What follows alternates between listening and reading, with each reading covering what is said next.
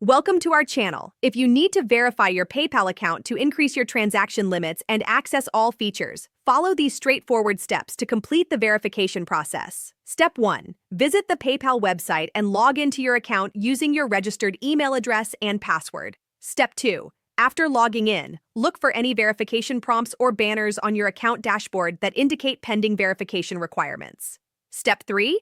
Navigate to Settings by clicking on the gear icon in the top right corner of the page. Step 4. Under Account Settings, look for the section labeled Verification or Account Verification.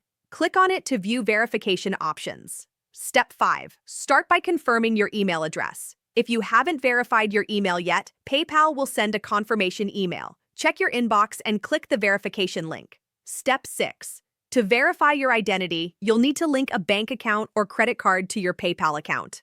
Click on Link a Bank Account or Link a Card. Step 7. Enter your bank account details or credit card information as prompted. PayPal will make small deposits to your bank account or charges to your card for verification purposes. Step 8. Check your bank statement for these small amounts and enter them in PayPal to confirm the link.